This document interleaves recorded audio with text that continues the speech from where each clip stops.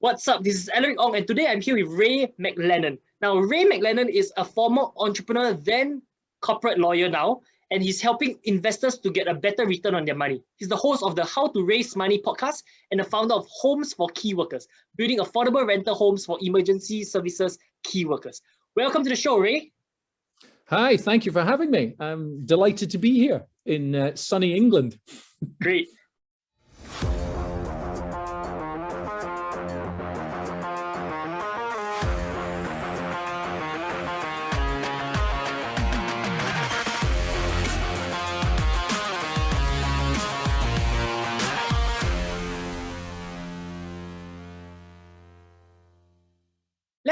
Maybe you can share more about raising capital. That's something I've always been interested in. I always wanted to know, how does angel investing and all that work? Let's just start from there. Yeah. Sure. Well, I mean, there's more money around now than there's ever been. There's lots of money in corporate America, and UK PLC has lots of cash in the bank, and private investors have lots of cash. And they're looking, for a home. They're looking for somewhere to put it because they're getting nothing from the banks. 0.0, whatever the interest rates are now, they're 0.01. They're pathetic, and inflation is eroding the money that's there. So people are keen to invest it. They're keen to invest it in businesses, in startups, in university spinouts, in IPOs, gold, Bitcoin, you name it. People want to put money into it. So we specialize in one particular area, which is finding, two areas, let's say. One is finding funding for property proposals. So we have investors mostly in the UK, but they are spread around the world. They want to invest money into UK property. And that doesn't necessarily mean just buying a building. It might mean allowing a developer to develop buildings. Which gives more added value, because if somebody puts in, I don't know, $1 million, something like that, then that can quite quickly become worth $1.5 million very quickly by adding value, and then they can get cash flow from it. So that's essentially what I do. I am a shareholder in an organization called Angel's Den, which is the world's largest organization of angel investors. And I have my own business called Raising Angel Finance, where we have selected investors who wish to invest. And that's really what it's down to. People want to get more return from their money than they want to get from a bank. It's as simple as that. So how do you normally raise the capital? Like, how do you normally pitch this to them? Is it an easy pitch, and how do you normally do that? Okay, well, there's different ways of pitching, but we naturally attract investors. They come to us and they just basically say, look, I'm new to this. I have sold my business. I've sold some property. I've got some money to invest. It's sitting in the bank. What do I do? So we would take them through a process, because, there are rules and regulations about this. The FCH, the Financial Conduct Authority, have a document called FCA 13.3, which says that ideally investors need to be high net worth individuals or sophisticated investors. And there is a process and a protocol for that. There are questions they have to answer. There's proof they have to give. And obviously with all the anti-money laundering regulations around things like that, there's lots of steps to jump through. But what we would normally do once we've gone through the steps is we would usually give an investor a one-page proposal. So the one-page proposal just simply says, here is the property, or here is the developer, here's what they're looking for, are you interested? But the biggest, or the most important part of the process is to say to an investor, what is it that you want? How much return are you looking for? Are you looking for capital growth, or are you looking for cash flow? It's all down to the investor. What do they want? Now, the thing is, as there is so much money available, the money is never the issue. The money is never the issue. It's always down to finding people who can communicate with each other. That's the key. Money is never the issue. So you say money is never the issue. That means there's too much of a supply of money, but not enough supply of opportunities. Is that what you're saying? That's true. I mean, there's lots of opportunities, but there's not a lot of good opportunities. Mm-hmm. And it's down to, we use a model called CREST, and it's credibility. So the person that's coming forward looking for the money has to have credibility. They have to have some experience in what they're doing. They have to have some knowledge in that area. And if they don't have that, they can add people to their team who have that credibility and knowledge. The next thing is the return. What is the return that the proposal, the project can actually give? It's got to, you know, the proposal has got to be able to support a decent return. And then the E is the exit. So if an investor puts their money into something, how are they going to get it back out? We have to define a number of exits. S stands for security. So if someone invests a lot of money, they want it to be secure, and we want to make sure that everyone's happy with the security that's on offer in case anything goes wrong. And then T is trust. The trust is just simply, you know, have a few meetings, Zoom meetings, face-to-face meetings, phone conversations, you know, and you get a feel for the person. And that trust is two ways. It's for the person who's borrowing the money and the person who's lending the money. So that's the model we would use. Tell me some case studies, like the best case study of how you raise funds for a business and how you help them to raise funds for a property or a business, and how you help to grow the money. And also the worst case study, if you have ever lost money, tell me the best and the worst, the good and the bad and the ugly. Yeah. Okay, that's easy. The best is probably commercial conversion developer. Now, commercial conversions in the UK is where someone purchases a redundant office building, and there are a few of them around.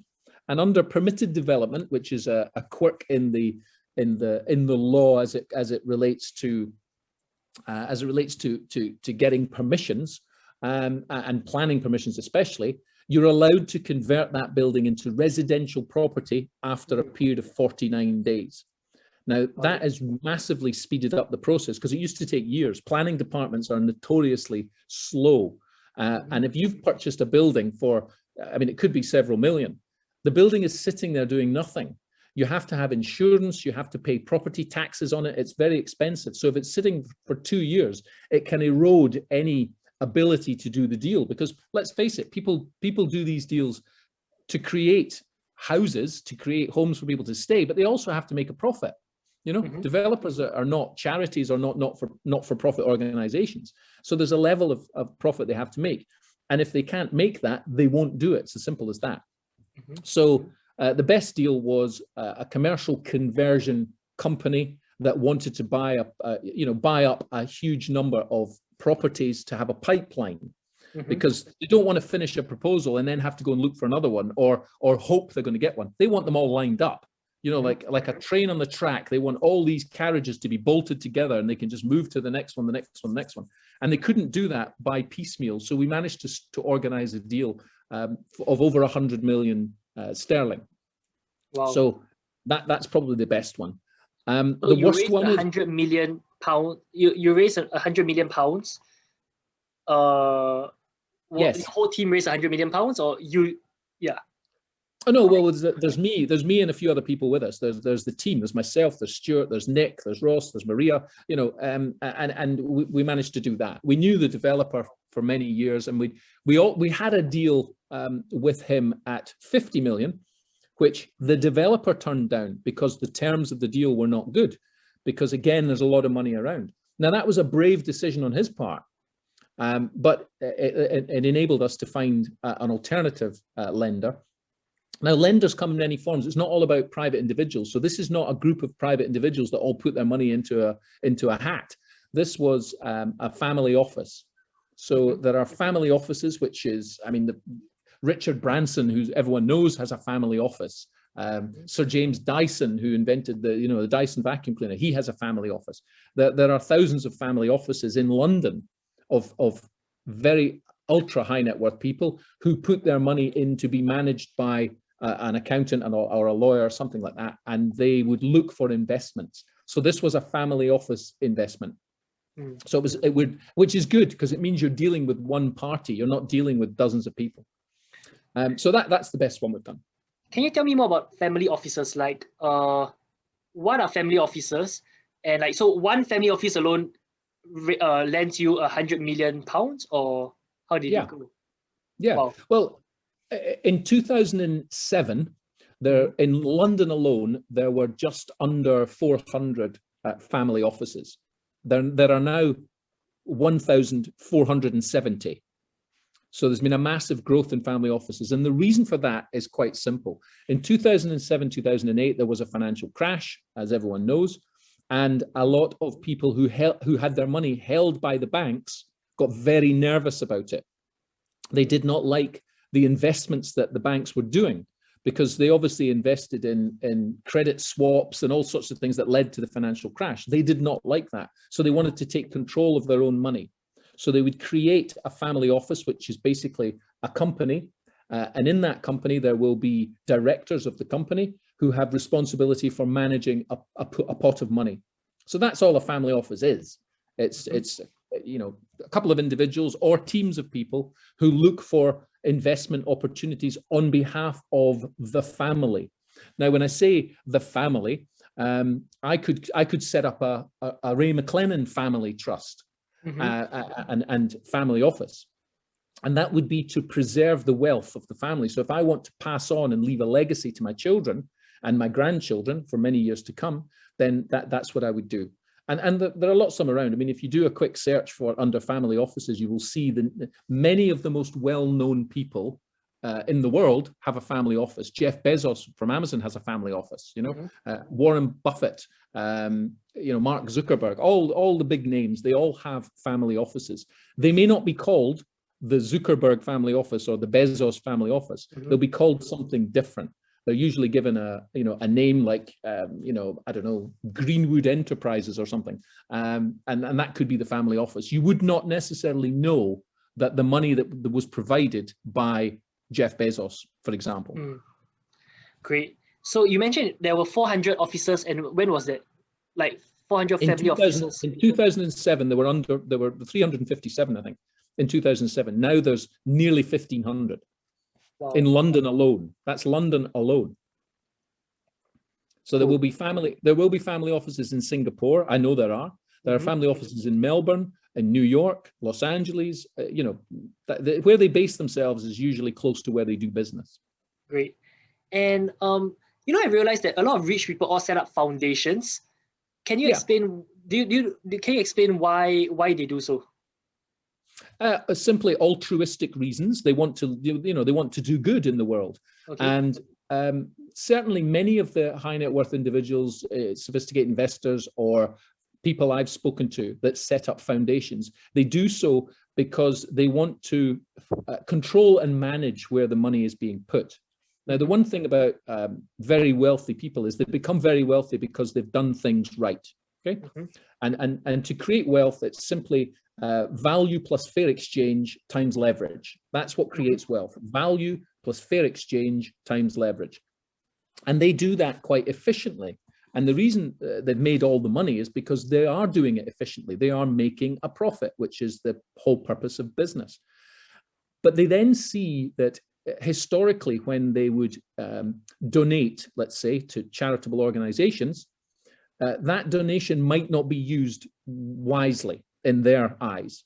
So, for example, if a charity has a chief executive, and the chief executive is drawing a huge salary and being driven around in chauffeur-driven cars, and we heard of, there was a charity that went to Haiti after a storm with several millions and managed to build just 6 houses. So, you know, very wealthy people see these things happening and think, well, I don't want my money to be mismanaged.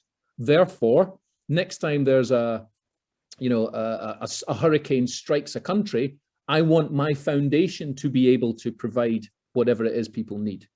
I mean, we saw this after Banda Aceh in 2004, when the Christmas, the Boxing Day tsunami, when that leveled that country, lots of charities dived in to help. My understanding is that some of the supplies that were sent are still held up in the ports over there, and many years later, and that's simply because they didn't understand the infrastructure, and they didn't understand how things were happening. Whereas a foundation can have people on the ground that can say, you know, okay. I mean, one foundation, for example, they said, look, we don't need tents, we don't need water, we need bicycles. Send us as many bicycles as you can. So they would send containers out there full of nothing but bicycles. And a container that only has bicycles in it passes through the customs very quickly. Whereas a container that has some medicine, some tents, some water, some this, some that, you know, all these different things, gets caught up in the bureaucracy and administration. So, but they understood that. So they would send simply one product, and then it gets through quickly and it gets to people on the ground. So that's an example of someone who had a foundation, and you know, they usually choose a foundation that's something close to their heart. So for example, there's a guy I know extremely well. He's one of my mentors, the disruptive entrepreneur, Rob Moore. He set up a foundation, and that foundation is for disadvantaged young adults to get into business. That's what he wants. So the foundation will be something close to their heart. Got it. I interviewed Rob Moore on my show as well. So do you think that foundations are all completely for altruistic reasons? Is there any tax reasons, or like, I don't know, to prevent kidnapping? Are there any of those reasons, like personal reasons as well? Well, yes. I mean, everybody has their reasons. There's different reasons. On the outward-facing side of it is for altruistic reasons, absolutely. But also, you know, I think most people want to give back. In fact, I would say all of the investors I've spoken to all want to give back. They all feel lucky. They all, you know, they all think that they got a break, or that, you know, they did a deal and they managed to make, in many cases, some people might regard it as obscene amounts of money. I don't think there is such a thing, but they usually sit and look at that pile of money and think, well, hang on a minute, there's only so many deals I can do, you know, and I want to keep busy, and I want to leave a legacy, and I want my values to be expressed. And the way I can express those values is in helping something that's close to my heart. So you will find that if many people who've set up a foundation perhaps one time went into hospital and had a life-saving surgery, then their foundation would be directing funds towards that particular type of surgery. Or if someone in a foundation, I mean, for example, J.K. Rowling, who wrote Harry Potter series, she has a foundation that gives, her mother died of an illness, that particular illness, and her foundation supports research into that particular illness. So that's, I think that's where most of them come from. Great. Just now you mentioned that wealth equals value with fair exchange times leverage. Can you elaborate more about that?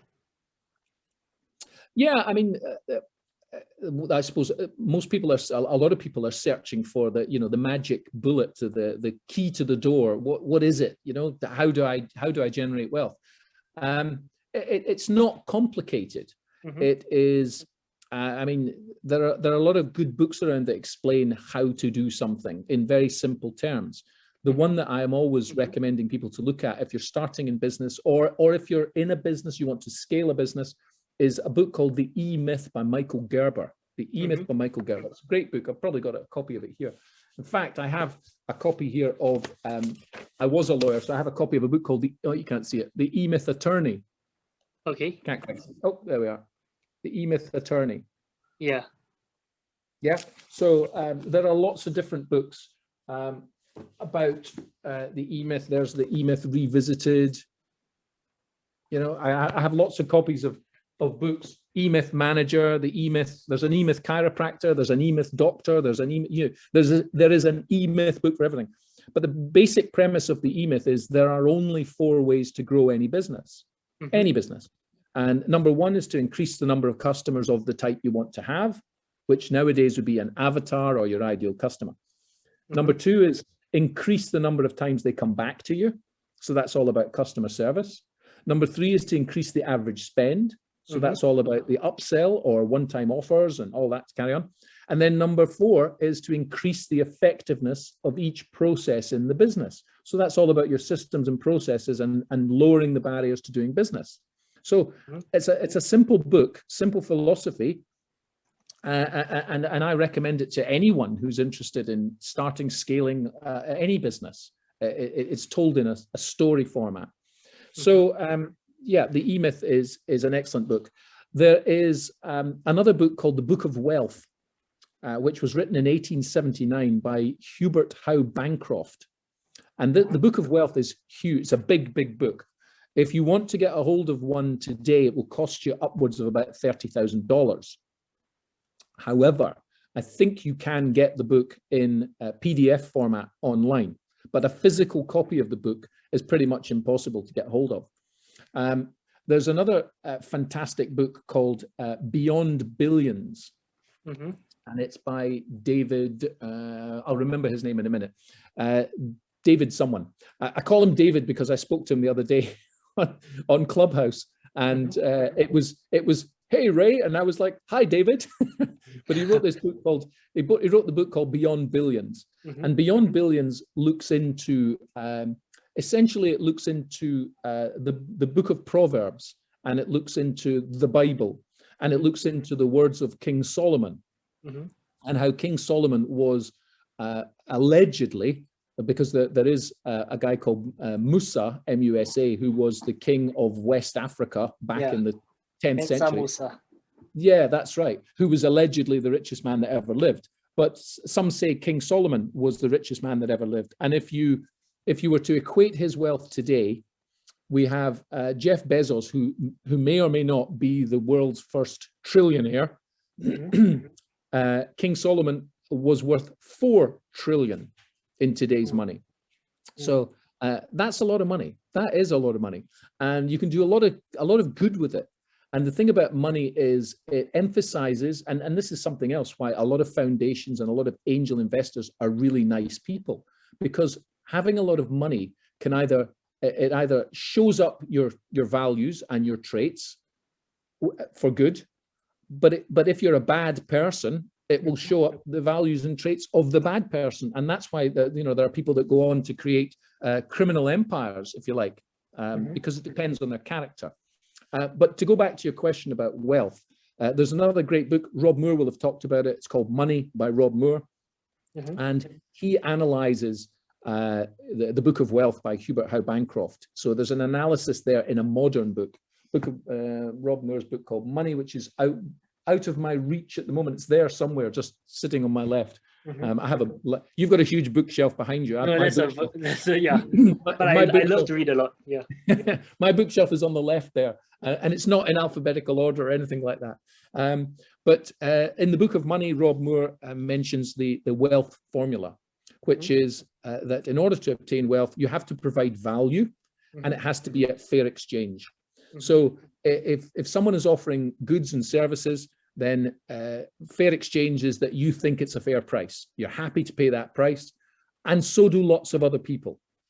And if you look at Amazon, who I've mentioned before, they provide value, because you can order something and have it delivered the same day, the next day. I've had things that I've ordered on Amazon and they've been at my door an hour later. Yeah. I mean, how amazing is that? that is value, and that is leverage as well, because leverage is simply bringing on more people to provide the value for the fair exchange. And the more you do that, the more money you make. It's as simple as that. Got it. Sounds simple, but most things are, like the E-Myth, 4 ways to grow a business, like creating wealth, it's value, fair exchange times leverage. Got it. So just now you mentioned about the deal where you raised £100 million, right? So what was roughly how much was the return that the investor got, if you don't mind sharing? The return the investor will get, well, it's a coupon return, which means it's an interest rate return. And it's an interest rate return annualized of about 10%. Other deals might be joint venture deals where the lender does not get a coupon, or may get a coupon on the money, let's say 4%, but then they would share in the uplift. Now, some investors like the joint venture idea, but some of them don't, because in a joint venture, there might not be as much of an uplift as you think, whereas a coupon of 10% is guaranteed. So nowadays, when you're getting interest rates of nothing, 10% is a fantastic return. Yeah. But there are lots of others that are 7, 8, 6, 7, 8%, but this one, because of the size of the deal and because of, it's going to make a massive difference. So it's a good return. Got it. So what made the investor trust enough to entrust $100 million to your company? Well, first thing is, it's not to our company; it's to the developer. We simply are. Yeah, we're the middleman. So a bit like a dating agency, you know, we're the website that matches people together. We're the dating agency. But what we do is we qualify both sides. So we would not put forward a developer to a family office seeking 100 million unless he had a track record, unless he could demonstrate the track record, unless he could demonstrate the size of his team, unless he could show previous projects and the amount of money that was made. So there's a lot of due diligence that goes into these things. It can take, you know, putting a deal like that together can take 12 months. It could take, you know, 6 months is not unusual. And obviously with the pandemic and things like that, and lawyers being here, there and everywhere, and systems, you know, all over the place, it can take even longer. So these deals don't happen, you know, overnight. They do take some time to put together because there's a lot of diligence goes into it. And the family office are not just going to write a check for 100 million. They're not just going to go, okay, yep, there you go. What they're providing is a credit line for 100 million. So the first drawdown of that might be 10 million or 12 or 2. You know, it depends what the projects are in the pipeline. So remember, it's like that. They're trying to get a train and they're trying to join up all these carriages. And at the moment, the carriages are scattered all over the country. So the plan is we will have a train, and on that train, there'll be 20 carriages. We've got 5. You're going to help us find the 15 with your money. So we know where they are. We'll go out and find them and bring them, and then we'll create this train, if you like. And the idea behind that could be that they want to build up a large portfolio, and the properties are all owned by the companies, and then there's no debt other than the debt to the family office. So the family office would then have a security over an umbrella company, and then all the other companies below would be what's called unencumbered. And then that can be sold on. So it could be that a pension fund might want to buy what will ultimately turn out to be 20,000 properties, you know, with people living in them. So it could be, not in this case, but it could be a rental portfolio where there are 20,000 people, you know, living in accommodation. They're all happy. They're all paying the rent, and then a pension fund will come along and buy that company, and then the developer, if he wants, can go off and retire. This particular, I mean, most developers I know have no plans to retire. They want to keep going because they want to make a difference. They want to provide. Again, to tie it in with foundations and altruism, you'll find that developers then go to say, well, okay, we've built houses for people, which is fine. Now we want to build houses for homeless people. We want to build houses for women, you know, who are afraid of their husbands and need to live in secure accommodation. Or now we want to provide, you know, homes for key workers, for example. Or now we want to provide homes for military veterans. So they'll move into different, you know, they've made their money, and now they want to move into an area where they're not necessarily going to make as much money, but they are going to make a difference and leave a legacy. That's what most of the people I deal with want to do. Great. So now tell me about your worst case study, like the ugliest or the worst deal that you did. Well, that's real simple. It was the purchase of an estate of properties. So there were quite a few in it. And the money was raised relatively easily. The deal was purchased from receivers. Now, when you buy property from receivers, so the original building company had gone into liquidation, and the receivers had come in, and then they just wanted to sell off, you know, as quickly as they could. Yes, you do the diligence and make sure that the titles are all correct, etc., and there was a lot of work done on checking that the infrastructure was fine, because if someone's built, you know, 50 properties in a field, let's say, then there's drainage and things in there. You want to make sure that the drains are not cracked, or there's any structural problems, or there's any engineering issues. So you've got to be careful what you're buying. And the drains were all checked. You know, there was camera drones put down the drains, and everything was checked. And it was all fine. And then the deal was done, and they were purchased. And the idea was to purchase these properties and then sell them off one by one. So they weren't finished. So the idea was to purchase them and then finish them off and then sell them one by one, which happened. That started happening. And then suddenly came up against a problem with the title deeds. So the titles were not registered properly. the lawyers, I mean, I'm not going to say where this is or what happens, but the lawyers are actually the subject of a legal challenge. So this has now gone on for 6 years. And the lawyers are the subject of a legal challenge because they completely messed up. That then meant that the properties couldn't be sold and the private investors couldn't be repaid. That means the private investors are seeking penalty interest. The penalty interest then outweighed the value of the estate, and therefore the property was put into receivership. Now it's still in receivership, but there are assets there.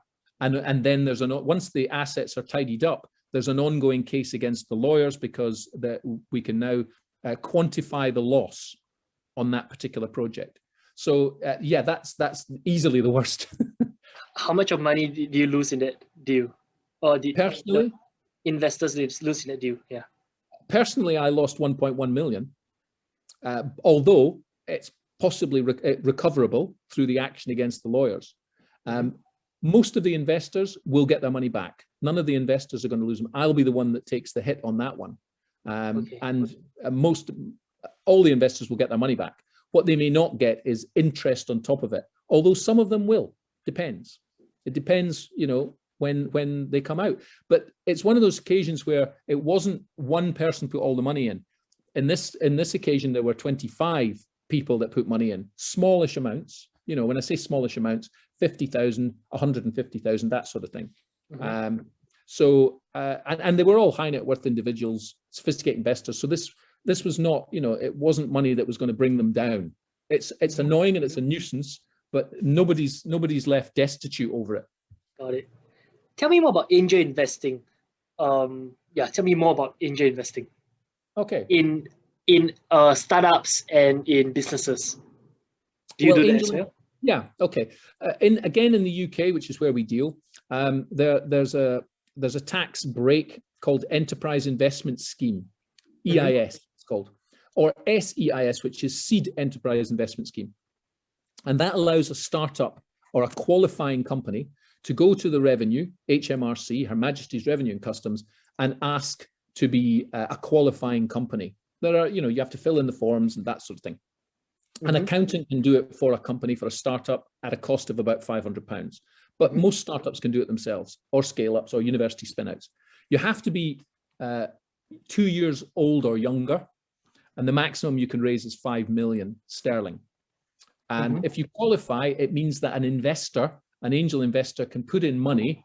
So an angel investor can invest a maximum of 20% that you're looking for. So if the company's there, you can get up to £1 million that you can put in. And they get certain tax reliefs and tax breaks. So if an investor has a capital gains tax bill to pay, they can offset that capital gains tax bill by investing in an enterprise investment scheme startup.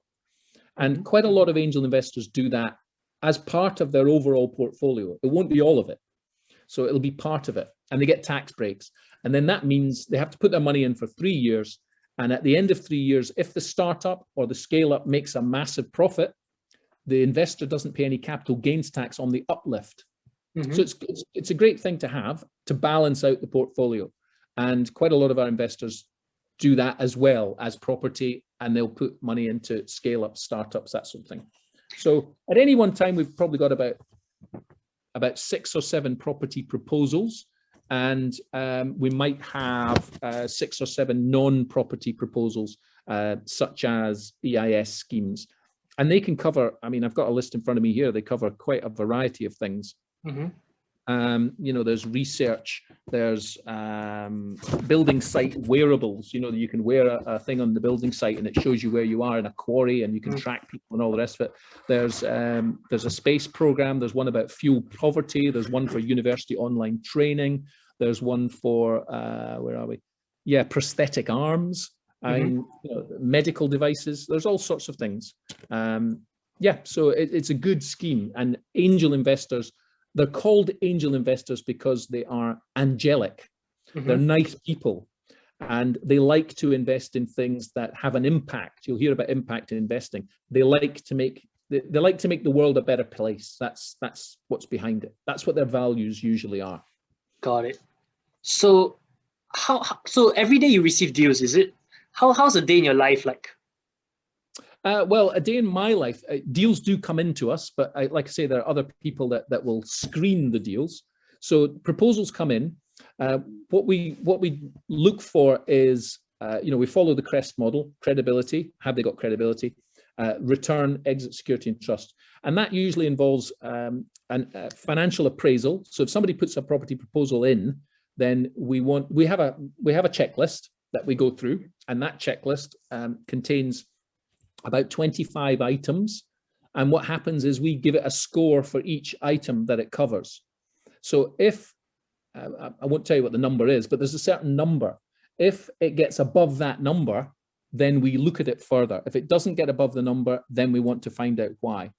So we look at the financial appraisal, the team behind it. There's a whole variety of things in there, and we would each give it a score. So I can look at a deal and just give it a score, and then that's my result. And then I'll let one of the other guys look at it. Stuart or Nick or Maria or Ross will have a look at it, and then they will say, "Yep, yes, we think this is worth pursuing." And then we ask for more information. Once the deal is screened, then we ask them to dilute it down into a one-page summary. So we don't want to send an investor, an investor pack of 500 pages, because they just won't look at it. We will usually send or have a website. The developer might have a website with a protected page, and we give the investors a password so they can go and look at information, and they can look and see as much as they like. So initially a one-page summary, and then if they like what they see on the one-page summary, then they get a bit more information, which might be a PowerPoint with 20 pages, let's say. Mm-hmm. If they like that, then they can go into the full investor pack and really look into the numbers. So that's how we do that. In terms of EIS proposals, it's basically the same thing. Mm-hmm. We'd have a word with the person who's proposing it. So the founder of the company, we would have a chat with them, find out what they want to achieve, find out if we're right for them. And if we're not, we can usually point them in the right direction. So a day for me, I have, my day is sort of divided up into usually 20-minute chunks. I use this, which is a timer. It's cute. And I set the timer. When the timer rings, I move on to my the next item that's on my list. I use a journal called the Inspire Now journal. You can't see it because of the green screen behind me, but I have it's called the Inspire Now journal, and it essentially says the one task I must complete today, my top 3 tasks for today are, and then that's what I focus on. So I try and focus on income generating tasks in my key result areas, which fit into my my values and my purpose. Mm-hmm. So I talk to, behind me, you can see here the skill stack. I talk to professionals about that, finding your purpose. I was a corporate lawyer. I left corporate law to be self-employed, and that is an inspiration to professionals and lawyers who want to leave the law because perhaps they've been doing it for 15, 20 years and they've just had enough of it. Or they're getting burned out by it, or they're not feeling that they're achieving their life's ambition, but they're making too much money to leave. So I help them to find their purpose. And if you do what you love and you do what you enjoy, you don't work a day in their life. It is as simple as that.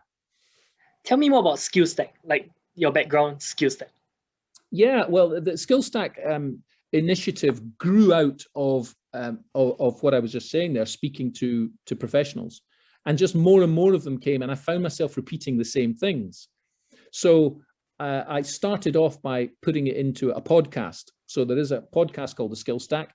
I put it into the podcast. I haven't recorded an episode of the podcast since September, because it's not a sort of weekly podcast for, of what's happening. It is modules of learning, if you like. And I have a few more to add to it. So I will add them to it. But essentially, the skill stack is that we all have a series of skills, but they might be in the wrong order. And it's a bit like a recipe. You can have all the ingredients for a recipe, but if you put them in the wrong order, you're never going to make the cake. They have to be in the right order, and that's how our minds work. So we have to follow certain steps in order to get there. And once people actually get that, there is a bit of an aha moment where they think, right, yes, now I get it. And that's what we're looking for, is that breakthrough. So the skill stack is to say you have the skills, They're just not stacked up in the right order. And if you require additional skills, for example, we divide the skill stack into 3 sections. So there's mindset, training, and then strategy. So the mindset is, first of all, you can do this. Absolutely, you can do it. About getting a structure around your day. The training then is to train you around your structure. So, for example, I had a lawyer who wanted to get more involved in public speaking, but he had never done public speaking training. So the training there would be to do public speaking training. And then the strategy is about how you promote what it is that you do to the outside world. So that's how it's divided up. And we work on the premise of incremental growth. So the example I use is the British cycling team. In 2012, a guy took over called David Brailsford. And there had never been a British winner of the Tour de France, which is the world's most grueling cycling race, apparently. There'd never been a British winner in 109 years. So his target was to take the British cycling team that had just come off the 2012 Olympics. Well, they came out of Beijing Olympics in 2008 doing quite well. And then in 2012, they did really well. So he now wanted to take this team of cyclists and create a Tour de France winner. So the aim, the target, the goal was one British winner of the Tour de France in the next 5 years. And I think they got 4 out of 5. And that was through incremental improvements. So the French were all shouting and screaming that they were taking drugs and all this sort of carry on, but it wasn't. It was through incremental achievement. So what he did was he looked at everything. He said, right, let's look at the bike. How can we make the bike 1% faster? How can we make the material of the clothes 1% more efficient? How can we make the rider's muscles 1% better? How can we make the position of the rider in a wind tunnel just that little bit better? And then when you started to combine all those little things together, you ended up with, it's like 1%, 1%, 1% is not 3%. It's 20%. It's compounded. It's compounded, exactly. So the skill stack it takes the same approach. I believe in that. Like, if you take 1.01 times 365 days, so if every day you improve yourself by just 1%, you become like 37.78 times better than who you are. But if every day if you take 0.09 times to the power of 365, you become like 0.02 of where you are, 50 times worse than where you started off at. That's why I believe in there's this book called The 1%. I'm not sure who wrote it, but it talks about how every small little percent changes over a long period of time. Yeah, that's it. And that appeals to people because nobody, or not nobody, but people don't have an awful lot of time. There's a lot of things screaming for our attention, whether it's social media, whether it's television, whether it's books, whether it's podcasts. There's a lot of stuff, looking for our attention. And it's about a disciplined approach to that, to say, right, okay, what is my focus? What is it that I want to do? And then break that down into your key result areas and then do income generating tasks. And if you can do that, just once a day, you're way ahead of everyone else. Correct. And okay, tell me, so how can people access the skill stack? Do you have a website or anything if anyone wants to check it out? Yeah, we have. I mean, it's called theskillstack.com. I'll admit it's not the best website in the world. I'm not a marketing genius by any stretch of the imagination, because so far what I've been doing is I've been doing it through referrals. I get lots of referrals. There's a limited time. I do one-to-one calls. I do group calls, Zoom calls, that sort of thing. There is an online course that people can go and download and can get access to the modules. That doesn't give them access to me. Access to me or anyone of the team is different and is by invitation only. So we want to make sure that the people we work with are going to get the benefit from it. So it's not salesy. I'm not out to sell to everyone. We're out to make a difference in our own way. And also I have other things that I'm doing. The skill stack is one part of what I do. So I don't devote all of my time to it. But when I do devote the time to it, I devote the whole day to that one. So that I'm doing a Zoom call, I'll devote the whole day to the Zoom call and a whole day to the one-to-ones and a whole day of working with people on it. And then we have a process that goes through that afterwards. But and the reason I'm doing this is one of my values is teaching, training, and helping others. So it was growth, but it was teaching, training, and helping others. And I had not been doing that to the best of my ability. So I started doing one-to-ones with people who came to me looking for money, property developers who came to me, and they all had similar challenges. And I just found myself repeating, saying, oh, you need to, this is what I think you should do. And then I eventually put that into a podcast, and then that led to an online course that I could simply say, look, I could sit here and I could tell you all the answers, but the best thing for you to do is to go there and see the answers. Go listen to the podcast and then go do the online course, and all the answers are in there. Once you've done the first part of the course, the mindset part, if you then still want to engage with me, then come back and see me, and we can see if we have a plan that's right for you. So that's how I approach it. Got it. Cool. Okay, let's talk a bit more big picture. What do you think about capitalism and income inequality? What are your thoughts about capitalism? I'm interested to hear your thoughts. Okay. The best way to help poor people is not to be one of them. Simple as that. And again, if people, capitalism needs communism, and communism needs capitalism. It's like night and day, black and white, right and wrong, left and right, you know, all of these things. Capitalism itself is the human nature. People want to improve. People want to improve their own lives first. There's a thing called Maslow's hierarchy of needs, which you will probably have heard of. There's a pyramid, and it says people, you know, at the baseline, people want food and accommodation, and then they want security, and then up that pyramid, and it is pyramid shaped because less and less people get up there. They want altruism. They want to help and give back, and capitalism allows you to do that. It's the most efficient way we have. Okay, it's maybe not the best, but it's the most efficient way we have.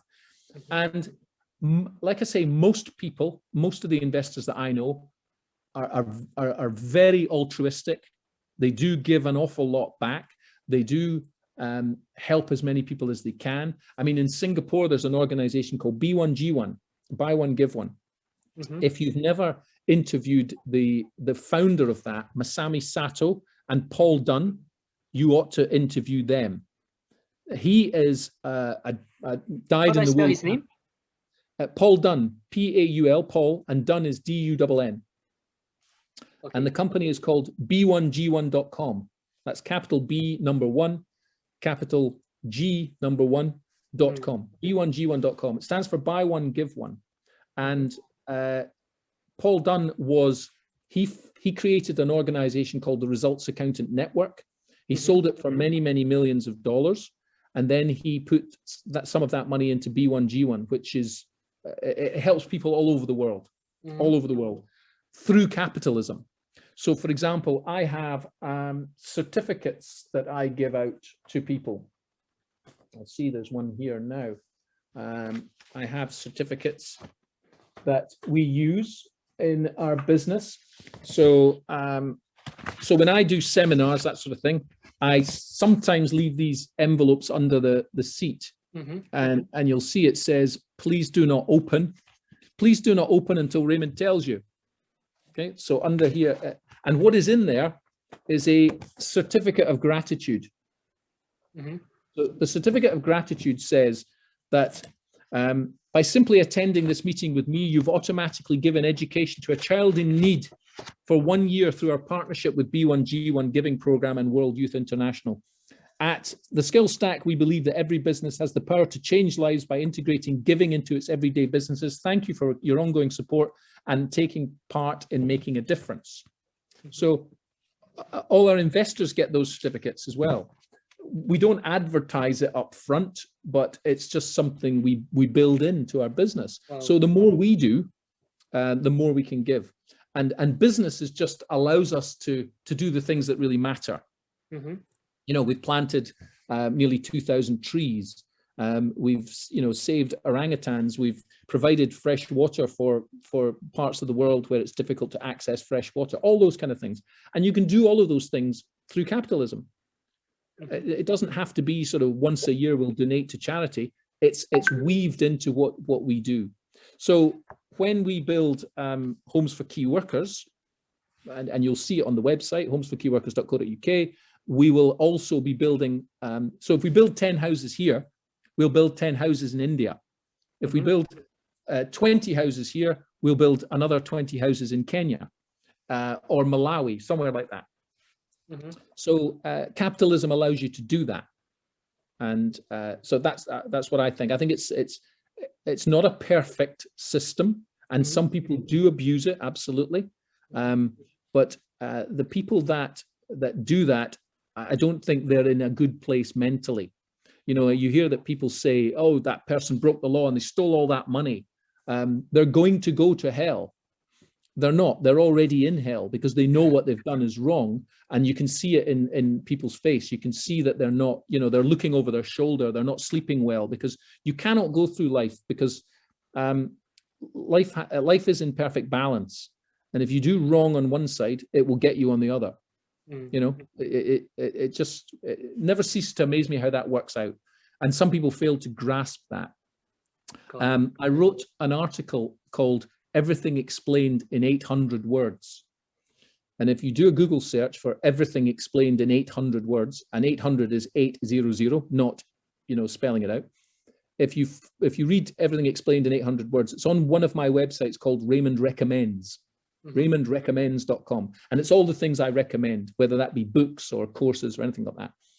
Again, not the best website in the world, but it gets to the point. So Everything Explained in 800 Words will hopefully answer that particular question about capitalism, control, yeah, and just generally living life. Wow. Who wrote the 800 words? Was it you or someone else? No, I didn't write it. I put it onto the website because I'd read it in a book. And I think I can't remember what book it was, but it was essentially a distillation of all the religious texts, you know. So why are we here? What's the purpose of life? And someone distilled that down and wrote Everything Explained in 800 words. Wow. Because there's one thing that I did learn. I'm not a particularly religious person, but one thing I did learn is that the Bible is not a religious text. The Bible is actually the world's first self-development book. It absolutely is. It's the world's first self-development book, because if you read it from a different angle, it actually, especially the Old Testament and the book of Proverbs, it actually talks about it's basically like reading Rich Dad Poor Dad, or reading Think and Grow Rich, who all stemmed from that particular book. So the Bible is a manual for living. You know, take out all the references, well, not take out the references to God, but look at it from a different angle, and it starts to make sense. So it's not a religious text. It is it's a personal development book. What do you think about income inequality? Why do you think some people remain poor? What do you think makes people rich? And why do you think like some countries have such a huge income inequality gap? Okay, if I took all the money in the world, okay, bang, it was here, all at my feet, and I have the power to give everybody in the world the same amount of money, okay? And let's say it's $1 million, right? Every single person in the world gets $1 million, no exceptions. In 1 year's time, most of that money will be back in the pockets of the people that have it today. Jeff Bezos will end up with most of the money, followed by Zuckerberg, followed by Warren Buffett, followed by, you know, all the names, Bill Gates, all the names you can think of. Because it's about leverage, and it's about understanding and learning. There will be people that get that money will go out and invest that money. Other people will go out and build things. And then there's other people that will go out and spend it. They'll just go out and blow it, right? I mean, we all hear about you know, the lottery winner who wins a huge amount of money, and then 2 years later they're in the newspapers, or they're on the, you know, saying, oh, it's the worst thing that ever happened to me. It's all down to education. Yeah. So inequality, I think, you know, I know lots of people who have been destitute and have made a lot of money when they get it. I was talking just 3 days ago to a guy on Clubhouse who went from, and in his biography it says, I went from bum to billionaire in 5 years.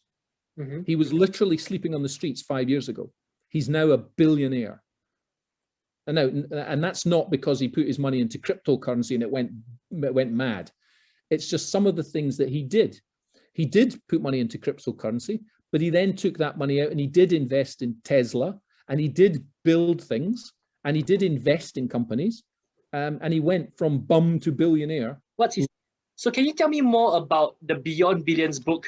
Who was it written by, and any insights you have about that?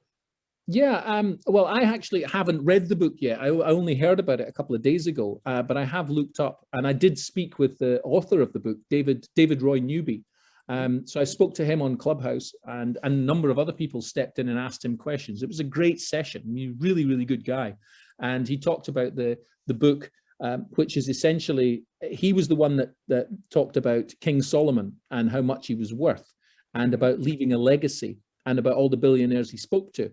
And that's when he mentioned a chap that was called Bum to Billionaire in 5 years. And he mentioned his name. And I did see on Clubhouse, I saw a picture of the guy. I didn't screenshot it, and I have gone back to look. But the challenge with looking is a lot of these people changed their photographs. You know, they changed the profile. And I remembered what the profile looked like, but I've gone to search and I can't see it. I can't remember his name. But I'm pretty sure he's in the book Beyond Billions. So the book Beyond Billions is about leaving a legacy. And it says that, you know, there's one generation that makes all the wealth. The next generation spends all the wealth. And then the third generation is back to square one, you know, where they don't have any wealth. And we talked about family offices earlier. And the family offices is an attempt to keep that generational wealth tied up, so that there are, you know, if someone goes out and makes, let's say, £100 million, and they have 3 children to leave it to, what they don't want is the 3 children squabbling and falling out or spending it all. You know, they want them to have a good lifestyle, but they also want them to then leave that money for their children and their children's children. So there's generational wealth. And, you know, there's lots of families in the world that leave generational wealth. I mean, most of the royal houses of the world, the kings and queens, did all that. That's what they did. Okay, the wealth carried on and carried on and carried on, and business people do the same thing. You know, Andrew Carnegie, for example, who founded Carnegie Mellon Institute, and also was behind all the Carnegie libraries. He was instrumental in putting together the League of Nations, which is now the United Nations. He was a Scotsman, born not far from where I was born. And he went to America, made his fortune, and left a legacy. And people still talk about him today. And I think lots of very wealthy people want to do that. They want to be remembered. They want to be remembered for having been here. So that's why they create foundations, and they want to leave a legacy. And this book, Beyond Billions, explains how they do that. So I haven't ordered it yet. I'm going to get it on audio because I'm running out of time to read books. I've got a couple here that I need to read, so I'm going back to audio now, so that I can get I can listen in while I'm doing other things. You must be an avid reader, right? You probably read a lot of books. I do, yes, I do have an awful lot of books. I've got an awful lot that are partly read as well. I like to jump from one to the other. I won't sit and read a book from cover to cover. I will usually, when I get a book, I have, you know, I have my marker pen, and I'll mark it, and I write in the, you know, I underline things and asterisk, and I take notes out of it. So it's something that I can apply. And a lot of the time, a lot of what the books do is they simply confirm in a different way, or they'll express the same thing, but just in a different way. And it's about finding someone that speaks to me, you know, because there are books written in such a way that they don't speak to me. And then there are others that do speak to me. So I like that. And I like recommending books to people. But, you know, books are great, but intellectually, we have to apply what's in them. Yes. If we don't apply it, and therefore that's, again, why I pulled the skill stack together. So a lot of it was not my own knowledge. A lot of it is, you know, extracts from here, there, and everywhere, put together in a way that I think makes sense for some people. So that's what books do for me. Cool. So if anyone wants to find you on social media, where can they go to look for you? My name, you know, Ray McLennan. I'm sort of, I wouldn't say I'm everywhere, but at Ray McLennan, or at Ray_McLennan. I'm on Instagram. I'm on Clubhouse rather a lot. I'm on Facebook. Yeah, I'm easily accessible. On Instagram, there is a link in there. It's like Linktree. You heard of Linktree? Yeah. It's like Linktree. It's called SociaTap, not Yeah. Social Tap, but SociaTap, and you can click on that, and that gives you access to my podcasts, and it gives you access to my book. So it's SociaTap/Ray McLennan. Great. And so how much time do you spend on Clubhouse a day or a week? I can find out. I can go and look at my screen. I think, well, I wrote a piece, an article, which I've got in a PDF there, which is called Thoughts, Tips, Tricks from My First Crazy Month in Clubhouse. Because I joined on the 28th of December. I'm at 10,000 followers, which, you know, is fine. I've not gone out to try and gather followers or anything like that, but when I speak on there, I seem to get a number of followers, which is good. And a number of people who've joined asked me, you know, can you tell me about Clubhouse? What happens? How do I do this? How do that? So I just simply wrote this. I sent it to Fiverr.com, and I got it back with pictures and images, and it was, you know, graphics, and it was done quite nice. And I just started sending that out to people. So if anybody wants that, if they go to my Instagram and they can DM me on there, I'll happily send that through. The guide to Clubhouse, is it? Yeah, because in it there's one part that says how to cure Clubhouse addiction. Great. Because it can be very addictive, and that's fine. Most people seem to go through the sort of, oh, this is great, and other people look at it and go, this is a waste of time. Yeah. I mean, I've introduced people to it and said, this is something you really need for your business, and they've looked at it and they've come back to me and they've said, I don't need that. Yeah. Now I have raised money on Clubhouse already, and that's not for me personally. That's for how much are we talking about? Well, actual physical cash so far, 150,000. In negotiation, 1.1 million and 9 million. Wow. So that's a 1.1 million and 9 million in negotiation as we speak. But actual cash passed on, 150,000. So that was 50,000 for a developer from an investor, and 100,000 for a developer from an investor. Wow. Directly as a result of Clubhouse. And I spoke to someone today who has a fund of 30 million euros that they're looking to invest in UK property. And we've already exchanged emails today. And when I finish this, I will be going back to that email to follow through. We'll arrange a Zoom call. So that's Clubhouse, what it's done for me so far. So, you know, we will see. It's a great platform if it's used properly. Great. Awesome. Thank you so much for your time. I learned a lot. I wrote so much of notes. I will include all the notes in the YouTube description. And for those of you who enjoyed this video, make sure you like this video. Make sure you comment what are the 3 biggest learning takeaways. And make sure you follow Ray on his social media handles. And make sure you subscribe to this YouTube channel for more interviews like that. Thank you so much. And thank you so much, Ray, for being on this show. Thank you. You're very welcome. Thanks for inviting me.